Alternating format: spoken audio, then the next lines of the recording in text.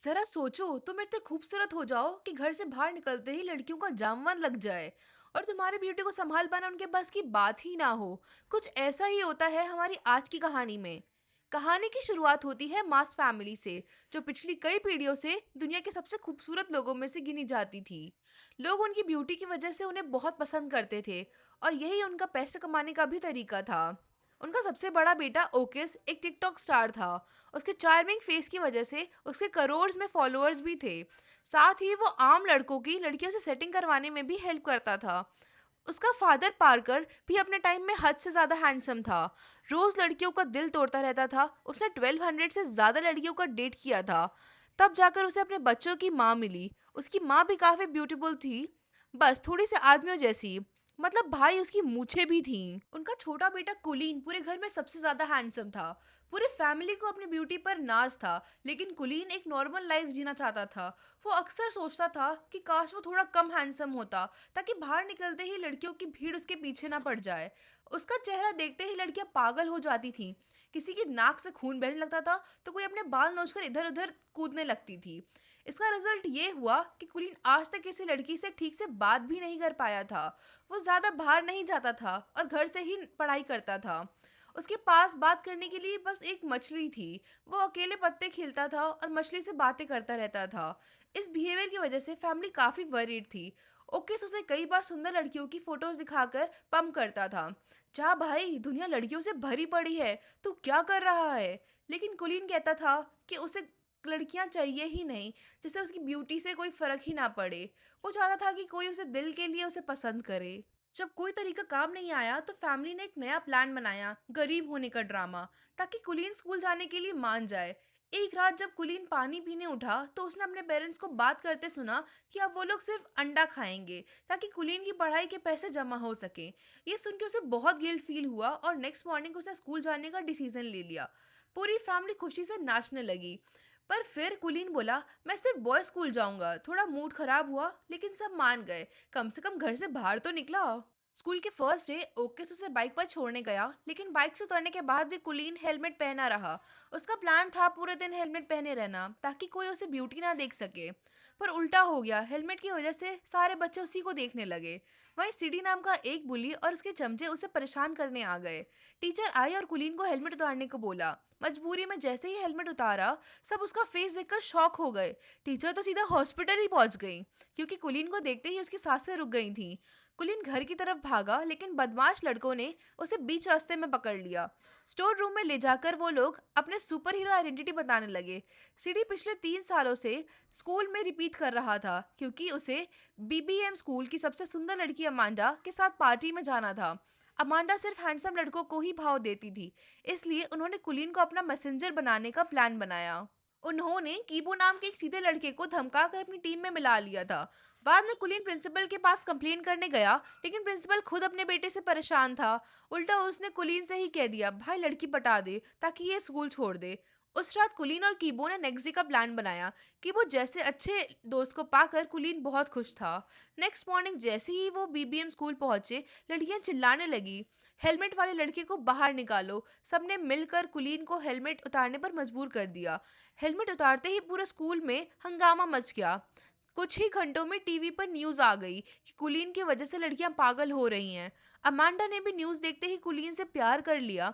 इधर हजारों लड़कियां कुलीन के घर के बाहर जमा हो गईं। फैमिली ने एंट्री के टिकट्स बेचकर पैसे कमाना शुरू कर दिए।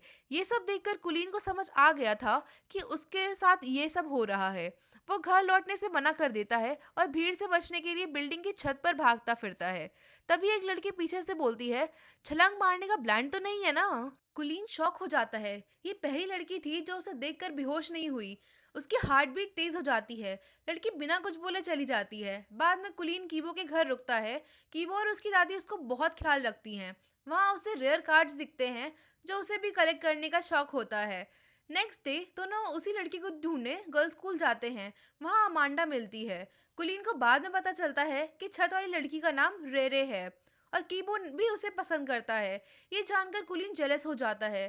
कुलीन रात को अच्छे से सो भी नहीं पाया, क्योंकि उसे समझ ही नहीं आ रहा था कि वो क्या करे। आखिरकार उसको याद आया कि उसका भाई ओकिस भी तो लव गुरु है। क्यों ना उससे एडवाइस मांगी जाए। अगले दिन कुलीन को उसके सामने देखकर ओकिस की आंखें भर आईं, क्योंकि वो लड़कियों से बात करने में कब से मदद करना चाहता था। अब तो कुलीन ने अपने परिवार को भी माफ कर दिया था, क्योंकि अगर वो बाहर न जाता तो रेरे उसे उसकी मुलाकात ही ना होती। फिर दोनों भाई सामान लेने गए। फिर ओकिस ने उसे बताया कि कुलीन उस लड़की को कैसे पटा सकता है। कुलीन ने बिल्कुल वैसा ही किया, लेकिन उसे बाद में एहसास हुआ कि वो रेरे को उतना नहीं जानता जितना कि वो जानता है। लेकिन फिर वो हार नहीं मानना चाहता था। एक दिन अमांडा ने लड़कों के स्कूल में आके कुलीन को अपने जन्मदिन की पार्टी का इनविटेशन दिया, और साथ ही साथ एक फोन भी थमा दिया कि बाबू मुझे इससे कॉल करना। फिर शाम को कीबो, कुलीन और रेरे घूमने जाते हैं। वहाँ कुलीन समझ गया कि रेरे भी कीबो को पसंद करती है। उन्हें साथ देकर उसे जलन महसूस हो रही थी। बाद में कीबो के जाने के बाद सीधा उससे पूछ लिया, क्या वो कीबो से पसंद करती है। पहले तो वो नहीं मानी, और फिर जब कुलीन ने झूठ कह दिया कि कीबो तो अमांडा से प्यार करता है, तब रेरे का अचानक से मुंह उतर गया। अब ये साफ था कि रेरे को भी कीबो पसंद है। इसके बाद कुलीन ने अमांडा को फोन करके उसे कुछ मदद मांगी, और वो तो प्यार में कुछ भी करने को तैयार थी। और फिर अमांडा की बर्थडे पर कुलीन और कीबो दोनों पहुंचे। तब अचानक से अमांडा ने कुलीन को छोड़ के कीबो पर ध्यान देना शुरू कर दिया, और वो कीबो को हाथ पकड़ के सीधा साइड में ले गई। और तभी रेरे भी पार्टी में आ गई। रेरे की नजर अमांडा पे पड़ी, जो कीबो को किस कर रही थी। ये देख के उस बेचारी का दिल टूट गया, और वो वहां से भाग निकली। और उसके पीछे पीछे जाके कुलीन ने भी अपने प्यार का इजहार कर दिया। रेने ने जवाब की तो यही बोला कि दोस्ती समझती है। कुलीन ने अपने इकलौते दोस्त को धोखा भी दिया, और लड़की भी नहीं मिली। इससे बुरा क्या ही होगा। इसके बाद सिडी और उसके दोस्तों ने भी कीबो को और अमांडा को किस करते हुए देख लिया, और उन्होंने जम के कीबो की धुनाई कर दी। कुलीन और खड़े देख रहा था। कीबो को बचाने की उसकी हिम्मत ही नहीं हुई। बाद में वो कीबो के घर ले गया, और अपने दोस्त को मदद करने के लिए कुलीन को एहसास हुआ कि उसने बहुत बड़ी गलती कर दी है। उससे अपने किए पर बहुत पछतावा हो रहा था, और उसने सारी कहानी कीबो को बता दी। इस धोखे से वो हैरान रह गया, और कहता है कि अगर उसे पता होता कि कुलीन भी रेरे को पसंद करता है, तो वो खुद ही पीछे हट जाता। तो वो इस धोखे के बाद कुलीन के साथ नहीं रहना चाहता था। कुलीन 1 महीने बाद घर लौटा, और उसने किसी से बात नहीं की, और उसने कमरे में बंद कर लिया खुद को। उससे अपने दोस्त की बहुत याद आ रही थी। उसकी माँ ने उसे मछली दी जो एकदम सही सलामत थी।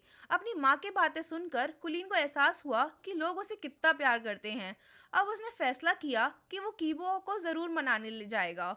अगले दिन सुबह उसने रेरे को जाके सब कुछ सच बता दिया। इसके बाद उसने कीबो के पास गया, उससे माफी मांगने की कोशिश करी। तो पहले तो कीबो नहीं मान रहा था, लेकिन बातों बातों में कुलीन ने कीबो से बुलवा लिया कि वो रेरे को कितना प्यार करता है।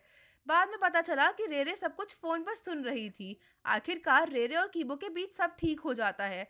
लास्ट में डांस पार्टी होती है। कीबो की पार्टनर रेरे थी, और कुलीन की साथ अमांडा थी।